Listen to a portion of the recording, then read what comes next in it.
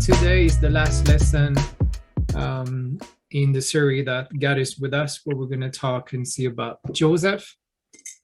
Så idag är det sista serien, sista avsnittet av serien Gud är med oss. And the title of the lesson is Beauty from the Broken. Och titeln är att det kommer någonting vackert av någonting nedbrutet. And the idea or the truth about the idea about the lesson is that when we surrender our past to God, och det vi ska ta med oss idag från undervisningen är att när vi överlämnar allt till Gud and we let God handle our past, och att vi låter Gud hantera vårt förflutna, regardless of what we went through, God can do something beautiful out of all the broken pieces of our past. Och det spelar ingen roll vad vi har gått igenom, vad vårt förflutna är. Han kan göra någonting vackert av det här. And we'll see through some part of Joseph's life that God can take what meant to hurt us or for evil in our lives. Och vi kan se då från Josefs liv att det som någon vill skada oss med, det kan Gud vända.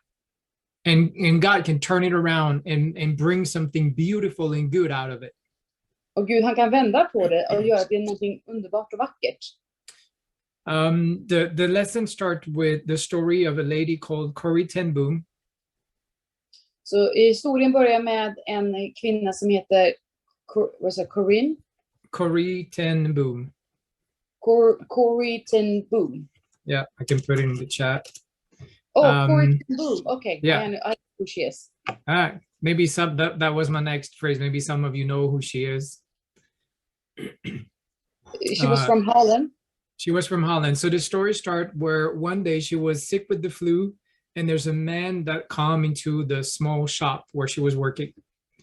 Så Corrie, hon var sjuk med influensa och kommer en man in på den här butiken som hon jobbar på. And she had been hiding Jews in her shop during the Second World War. Hon hade alltså gömt judar inne i hennes butik under andra världskriget. And there is man that's coming in the shop and he wants to speak only with her. Då kommer den här mannen in i butiken och han vill specifikt tala med henne. And she describes that you could feel that he was nervous, and all that he was nervous. Och jag kunde se att han var nervös. And the guy explains that he and his wife had also been hiding Jews at their place.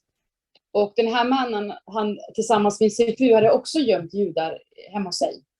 But his wife got arrested and he needed money to bribe the police officers to get his wife out of prison. Och hans fru hade blivit arresterad och han behövde pengar för att kunna ge då till de här fängelsevakterna. And she didn't really know if she could trust the man or not, but she decided that he would not leave empty-handed. Och hon visste inte om hon kunde lita på den här mannen som kom in i butiken, men hon ville ge honom pengar. So she told him to come back half an hour afterwards and that she would have the money for him so he could bribe that police officer. Och hon sa att kom tillbaka om 30 minuter så kommer jag ha de här pengarna så du kan muta den polisen. And half an hour later, instead of the man coming back, it was the German police, the Gestapo, that came and arrested Corrie and her family. Så istället för den här mannen som kom tillbaka så var det polisen som kom för att arrestera hennes. And later on in the concentration camp where she was kept, she found out what the name of that man was. Och de var i koncentrationslägret så fick hon reda på vad den här mannen heter som kom till hennes butik. And she found out that the guy had been working with the Germans from the very beginning of the occupation of Holland. Och den här mannen, han hade jobbat tillsammans med tyska soldaterna från början. And she wrote a book that's called The Hiding Place, where she describes a little bit the feeling she went through regarding that man, how angry she was and that she could have killed him. Och hon har skrivit en bok som heter Gömstället, som hon förklarar sina känslor runt det som hände och mot den här mannen, hur arg hon var. And this idea of having someone of your own country betraying you, your family, betraying your country, and everyone that they've been trying to help. Och ha den här känslan att en man som kommer från samma land som du kommer från och som verkligen liksom lurar dig och faktiskt blir som en förrädare mot dig.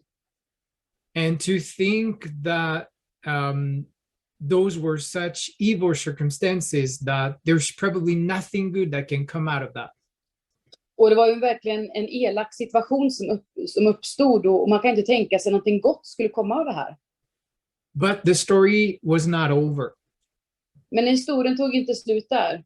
And we're gonna look at that at the end of the lesson. We're gonna come back to Corey. Och vi ska komma tillbaka till Corey i slutet på den här undervisningen. But there's a feeling that is not a very interesting and pleasant one to feel. It's the feeling of betrayal. Och den här pratar om den här känslan att bli förrådd. And that's a feeling that we can imagine Joseph has been dealing with for many years as he's in Egypt. Jag kan tänka mig att det är precis det som Josef har gått igenom, en känsla av att bli förrådd.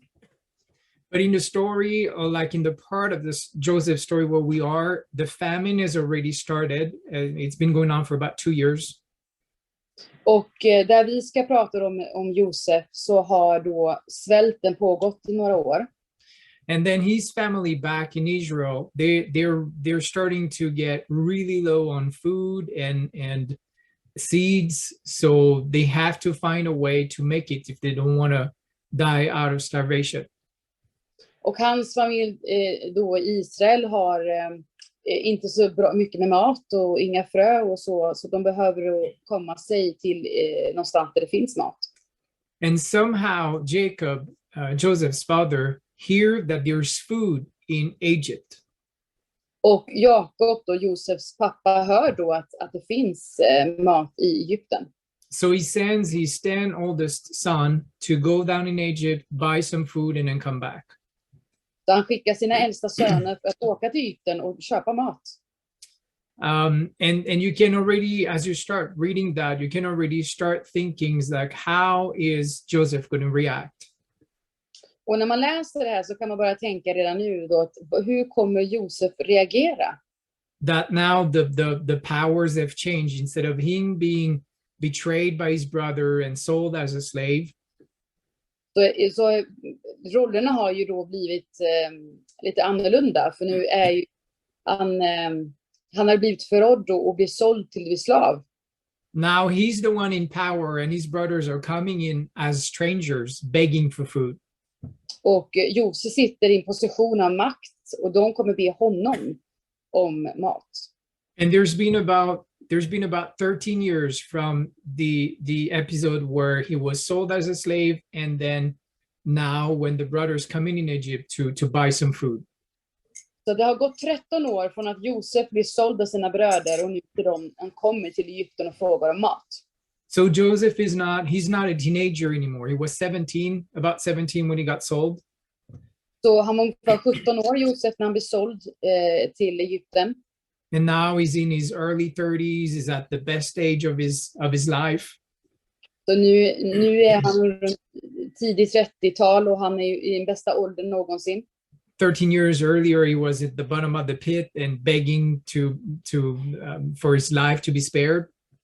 13 år tidigare hade han var nere i den här gropen eller den här torra brunnen och bad om sitt liv. And now he's second in command in Egypt. He has gold and a very rich life. Och nu så bor han i Egypten och han har en position av makt och ledarskap. And so it was such a transformation and a change in him that his brothers, they didn't recognize him when they came. Det var så stor förändring för Josef att hans bröder, de kände inte igen honom. He did, but they did not.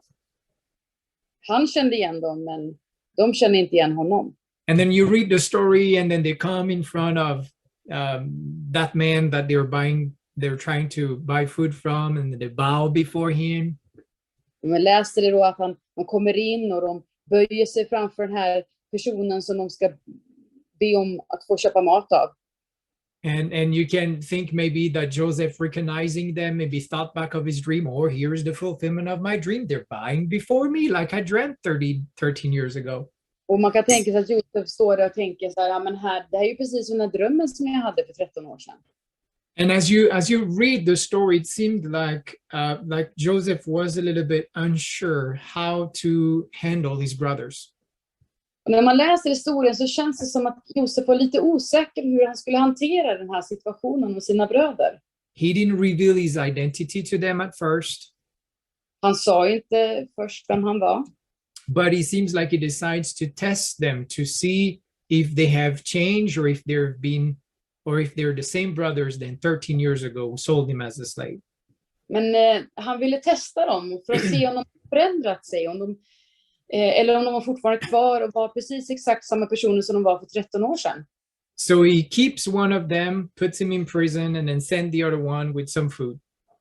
Så han tar en av bröderna och får liksom stoppa honom i fängelse, där hålla kvar honom i Egypten, och de andra skickar han iväg med mat. And they would have back the last brother when they bring back the youngest, Benjamin, that is still in Israel with his dad. Och den här brodern då som hålls kvar i Egypten kommer att bli fri så fort de har varit tillbaka till Israel och hämtat upp Benjamin, den yngsta brodern. So the 9 brothers, they go back with the food that they bought. Så de här 9 bröderna, de åker tillbaka till Israel med maten som de har köpt. And their dad he's not letting Benjamin go to Egypt. That's a no-no. Och pappan säger, nej men jag kommer inte skicka iväg Benjamin till Egypten. So nothing happens. Så ingenting händer. And then it's just a matter of time until like all the food that they bought runs out, and then they have to go back to Egypt to buy more. Och sen så tar ju maten slut, så de är tvungna att gå tillbaka till Egypten. And so Jacob has no other choice than to let Benjamin go with these other brothers to Egypt and buy more food. Så Jakob har ju inte riktigt val där, och han är ju tvungen att skicka Benjamin med dem tillbaka till Egypten. And this second time where the brothers come back to Egypt, then we see that Joseph received them in a pretty different way. Och när de kommer tillbaka den andra gången så har Josef en annan sätt att ta hand om dem. Instead of being like mean and saying they're spies or putting them in prison, he takes Simon out of prison. Så istället för att anklaga dem att de är någon slags spioner eller onda människor, så tar han ut Simon från fängelset. And then he invites them all to his house, and then prepare like almost like a feast, make sure that they get good food and that they're having a good time. Han inviterar dem in till hans hus och de har en stor fest tillsammans. And then he does one more test as he sends them back with food that they bought to go back to Israel. Och så har han ett till test som han vill göra innan de åker tillbaka till Israel. So he hides one of his cup. I think we all know the story. He hides one of his cup in Benjamin's bag and Så sends han them gömmer away. en koppar i Benjamins säck. And then when they're gone, then he sends his servants to go after them and tell them that they are thieves because they stole the master's cup. Och efter att de har lämnat Egypten så skickar han vakt på dem och säger att de har stjält eller stulit från dem. And that the one who's guilty will stay in Egypt as Joseph's slave. Och den som då är skyldig kommer att få stanna i Egypten. So they found out it's in Benjamin's, and then it's becoming a big drama because that's the little brother that has to make it back to Jacob. Så att de hittar ju den här koppen då i Benjamins säck, och de tänker det här kommer inte gå bra, för det här är ju måste komma tillbaka med Benjamin till Jakob. So it's horrifying for the brothers, and they're really in deep grief. They're mourning. They don't really know what to do, and they all go back to Joseph's house. Och bröderna är ju helt förstörda över den här situationen som har hänt, och de måste ju gå tillbaka till Jakobs hus. And there we see one of the brothers saying Joseph is like, take me instead of the young one, because if the young one stays, my dad is going to die. Så säger en av bröderna, men ta mig istället, för om vi inte kommer tillbaka med Benjamin så kommer pappa, han kommer inte klara av det här. So we see how the brothers now, they're not the same brothers than 13 years ago. Då kan man helt plötsligt se faktiskt hur bröderna har förändrat sig sen den här 13 år tillbaka. They went through stuff, things happened that made them change their heart, change their behavior, how they think. Saker har hänt och de har förändrat sitt sätt att se på saker, sin attityd. And they're seeing things with a whole different perspective. Och de ser saker med ett nytt perspektiv.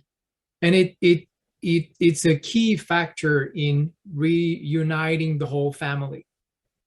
Och det är det som är nyckeln i att kunna verkligen få familjen att bli tillsammans igen.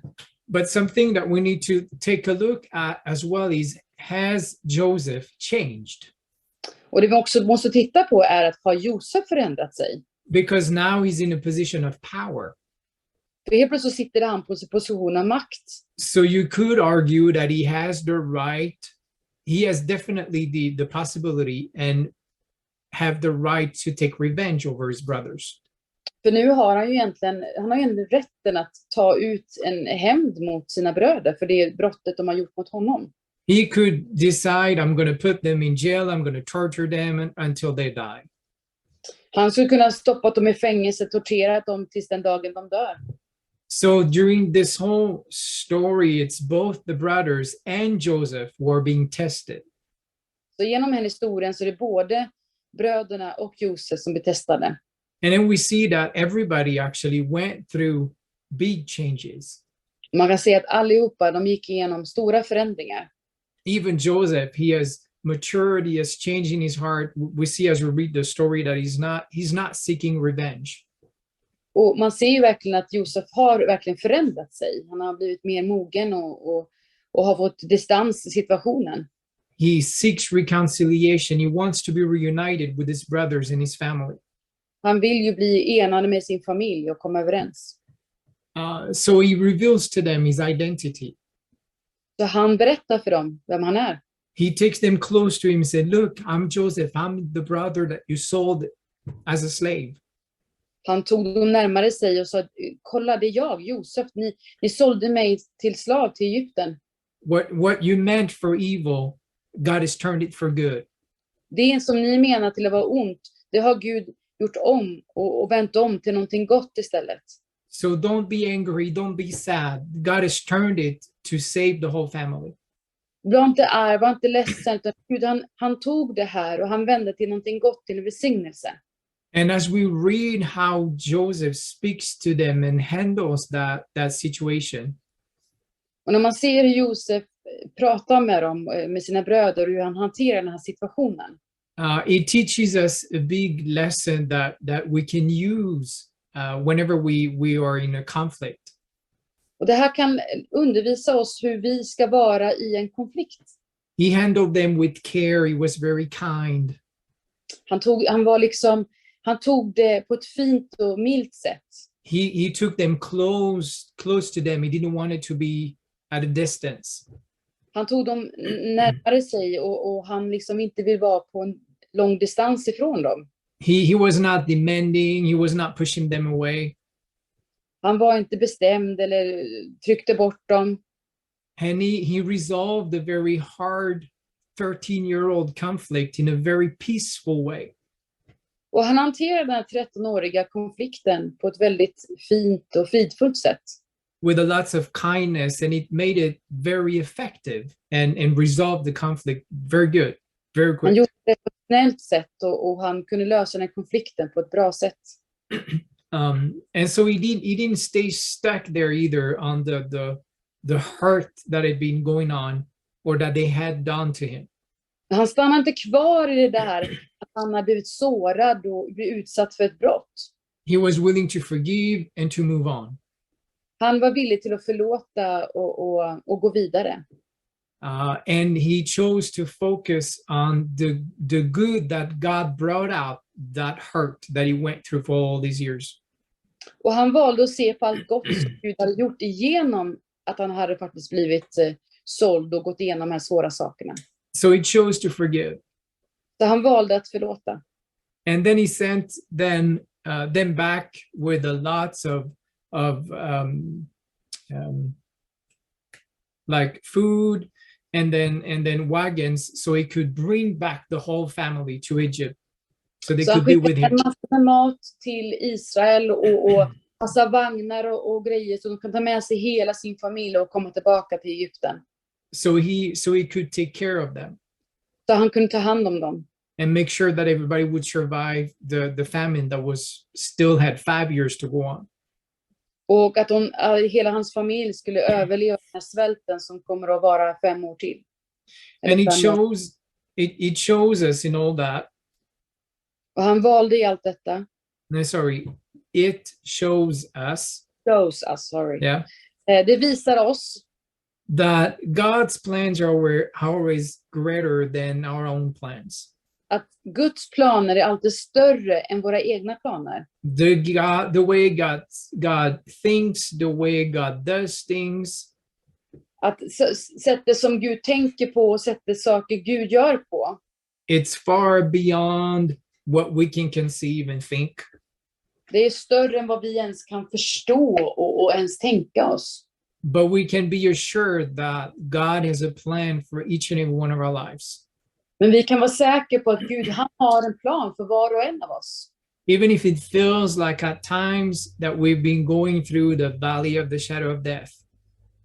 Ibland så kanske känns som att vi går igenom dödsskuggans dal. Or we go through situations where it feels like we're at the bottom of the pit, or we're in a prison somewhere. Och vi kanske känns som att vi går igenom saker, att vi är längst ner i en grop och så vidare. Maybe weeks and months and years that it seems like we're working hard and nothing's happening. Går veckor och månader och år och vi arbetar och vi ser inget resultat. We go from one trouble to another, from one trial to another. Vi går från problem till problem och olika prövningar till andra prövningar. Feeling like we're just dragging heavy chains behind us as we try to go forward. Och det känns att vi kanske drar med oss någon tjocka, tunga kedjor när vi försöker att gå framåt. But through all that, Men genom allt detta God is working. så arbetar Gud. God is doing something that we can't see. Gud gör någonting som vi inte kan se. And somewhere, somehow, someday, Och någon gång, någon dag fram i framtiden things are going to switch. så kommer saker att förändra sig. And the good that God had been working on will just pop up really quick. Och allt det där goda som Gud har arbetat med, det kommer helt plötsligt bara plötsligt dyka upp. The same way he did for Joseph. He went from jail to second in command in like a day, almost overnight. Och du ser på Josef att han gick från att vara i fängelse till att bli liksom en ledare istället. Det var bara någon dag. So even if it feels like we're going through very hard stuff, Och även om vi går igenom väldigt svåra saker, let us not forget God is working. låt oss inte glömma bort att Gud, han arbetar. He's leading us somewhere. Han leder oss någonstans. He's using all those hard stuff we're going through because he has a purpose down the road. Han använder oss igenom alla de svåra sakerna som händer, för han leder oss någonstans. And if we keep, I would say, a healthy heart, Om vi försöker ha ett hälsosamt hjärta, in the way that we keep our focus on God, regardless of what we're going through. på ett sånt sätt att vi håller vår fokus på Gud. Det spelar ingen roll vad vi går igenom. That we don't seek revenge, or we're not being like angry at people and revengeful. Att vi inte försöker ha hets eller att vi vill göra någon ont och att vi inte är arga. But hanging on to God, even if it's only by the little finger. Att vi hänger oss kvar i Gud även om det bara är lillfingret kvar. God is working something through all that. Gud, han arbetar igenom allt detta som händer. And that will have an impact that will be far greater than what we can imagine down the road. Det kommer vara sån inflytande, det kommer hända så mycket saker med allt detta. So as we fast forward a little bit the story, then Jacob comes back with his brothers. They move the whole family to Egypt. Så Jakob, han kommer då tillsammans med hela sin familj till Egypten. He had a hard time to believe first that Joseph was still alive, but when he see all the things that Joseph sent to bring him, Och han hade svårt i början att förstå och ens kunna tänka sig att Josef levde. So he gets more than enough proof to just like, okay, let's pack our stuff, let's move. Och till slut så hade han nog med bevis på att han faktiskt levde, så han sa okej, nu tar vi alla våra saker och så åker vi till Egypten. And Joseph makes sure that they get established somewhere where they can thrive and be taken care of and survive. Och Josef, han ser till att få ett bra ställe att bo på där de kan ta hand om sig själva. And then later on, Jacob dies, and then they go back to Israel to bury him. Och senare då så dör Jakob och de åker tillbaka till Israel för att begrava honom. And there we see that the Joseph's brother are still not 100% sure that Joseph is not going to seek revenge now that the father is dead. Och här kan man också se att bröderna, de är inte riktigt säkra på att Josef inte kommer söka hem. Just för att nu är Jakob död. So they send a messenger to Joseph with a message pretending to come from Jacob, asking Joseph to forgive them what they did to him. Och de söker liksom upp honom och liksom säger ungefär som ska låta som att Jakob vill att Josef ska förlåta sina bröder. And they're bowing down before him and telling him, we're your servants, we're your slave, Joseph. Och de böjer sig inför honom och säger, vi är dina tjänare. But as we read that, it's in Genesis 50, as we read that, we see how Joseph starts crying. Och om man läser i första Moseboken kapitel 50 så kan man se när det här händer hur Josef han gråter. We really understand how his mind was really far away from getting revenge. Då kan man förstå liksom hur långt ifrån han var ens från tanken att han skulle ha hämnd över sina bröder. He had come to such a level of love and care for his brothers and family. Han har kommit till en punkt där han hade så mycket kärlek och omtanke över sina bröder. He tells them, as he's crying, he said, I'm not God to judge you. Och han säger till sina bröder, jag är inte Gud, jag kan inte döma er. Even if what you did, you thought it and you did it for evil. Och även om ni gjorde de här sakerna och tänkte ont. But God turned it and used it for our good. Men Gud, han vände på det och han använde det till någonting gott som en välsignelse istället. He used it to save the lives of all of us. Han använde den situationen till att rädda alla våra liv. So I'm here today so I can take care of you today. Jag är här idag för att kunna ta hand om er. And this is something that God is, I'm going to say, really good at doing. Och det här är någonting som verkligen Gud är duktig på att göra. Everything that the devil throws at us. Allt som djävulen kastar mot oss. To try to destroy us.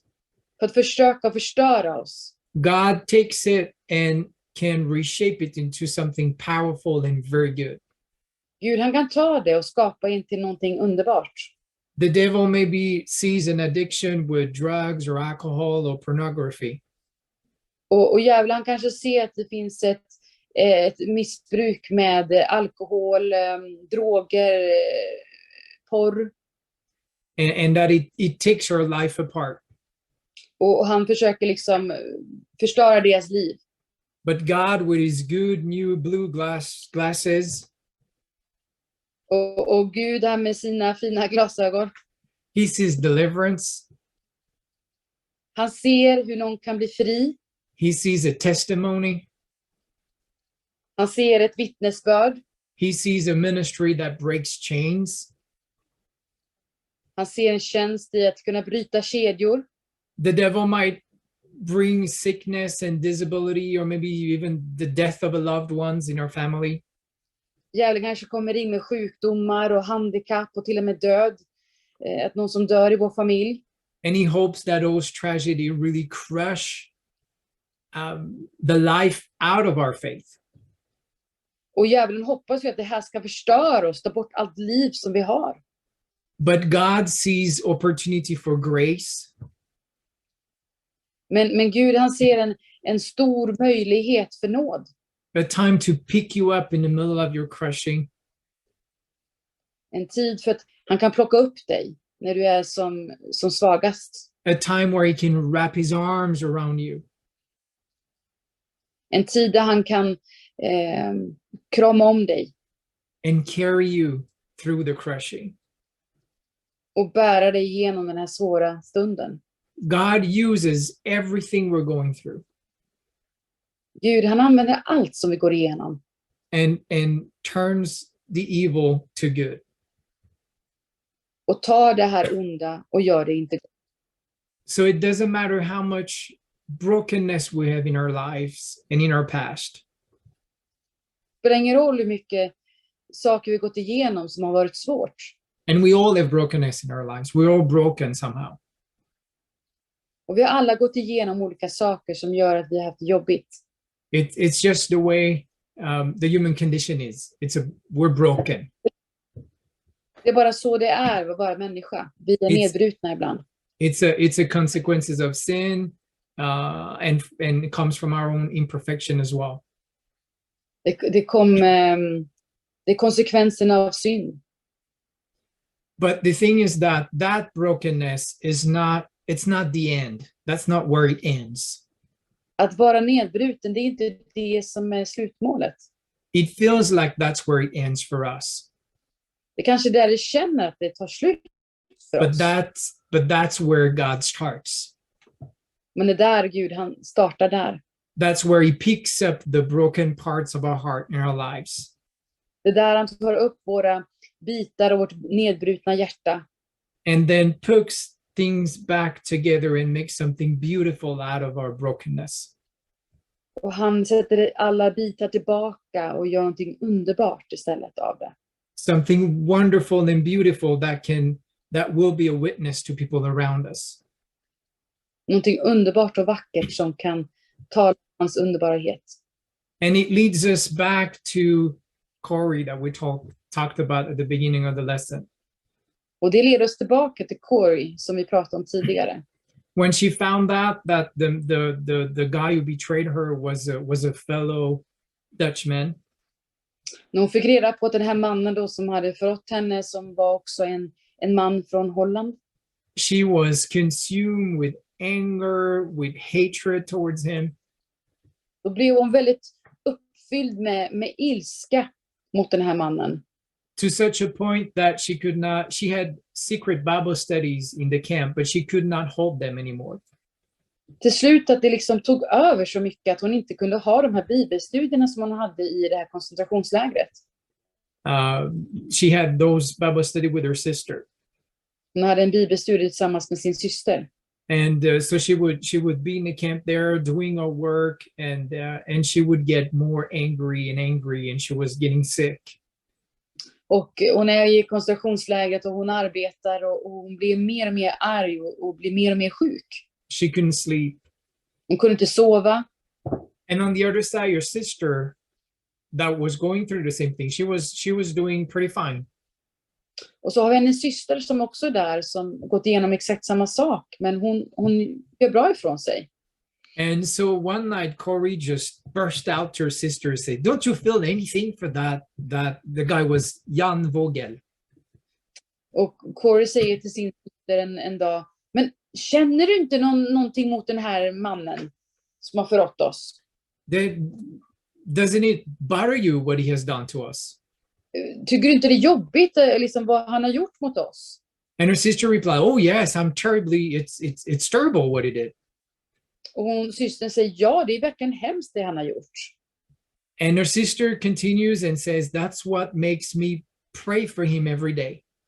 Men det är det som gör att jag ber för honom varje dag. That I pray for him and I pray for his family.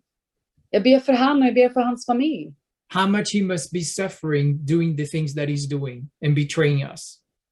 Jag tänker mig hur han lider för det han faktiskt går igenom, det han gör mot andra människor. And Corey got convicted with her sister words. Och Corey, hon blev väldigt träffad av det här som hennes syster sa. So she put her head in her pillow and asked God to forgive the murder thoughts that she had been having all those weeks and months. Corrie liksom la ner sitt huvud i kudde och bad om förlåtelse för alla de här elaka tankarna hon haft mot den här mannen. She realized her thoughts was as sinful and bad as what this man had been doing towards them. Och hon förstod att hennes tankar som hon hade tänkt mot den här mannen var lika syndfullt som det var det som han hade gjort mot henne. And then she prayed blessings on him and his family. Så hon började be välsignelse över den här mannen och hans familj. And that night was the first night since a long time that she actually slept peacefully. Och den där natten var den första natten som verkligen sov igenom på ett frifullt sätt på väldigt länge. And what Corey did not know is that night was the first step in something beautiful God was working into her life. Och det inte Corey visste då, det var att det här var det startskottet för någonting underbart som skulle komma sen. That God would take their brokenness and make something beautiful out of it. Att Gud skulle ta deras nedbrutenhet och göra någonting vackert. She did not know that her and her sister would touch many lives by sharing the gospel in the middle of that horrible camp. Hon visste inte att hon och hennes syster kommer att beröra många människor och kunna sprida budskapet om Jesus. She did not know yet that when the war would be over, hon visste inte när kriget skulle vara över. The same buildings where they were kept as prisoner, I samma byggnad som de hölls fängslade. she would take over them, repaint them, and transform them as a shelter for homeless Germans. Hon tog ju över de här byggnaderna senare och gjorde om det till ett ställe för människor som inte har ett hem. She did not know then that one day she would turn her own home. Turn on her own home. Her own home. She would turn it into not anymore a hiding place for Jews, but a refuge for Dutch people who had helped the Germans during the war. Och hon visste inte att hon skulle göra om sitt hem till att istället för att liksom gömma judar så skulle hon hjälpa människor från Holland som hade hjälpt judarna under kriget. And so that people like this Jan Vogel who betrayed them, så den här mannen Jan Vogel som hade liksom förrått dem, they could come to that house and find forgiveness and find God's peace and find life back again. Han kunde komma till det här huset och hitta en förlåtelse och en frid. Because somehow, somewhere there, they let God take care of their brokenness. För någonstans i allt detta så tillät de Gud ta hand om deras svårigheter och att de var nedbrutna. And they let God turn it into something beautiful. Och Gud gjorde det till någonting vackert. Han tog de här brutna bitarna och gjorde någonting vackert av det. So I don't know how much brokenness you went through in life. Jag vet inte hur mycket du har gått igenom, hur nedbruten du har varit eller är. But if we can just spend some time as we're closing this tonight, Om vi kan ta lite tid nu när vi avslutar.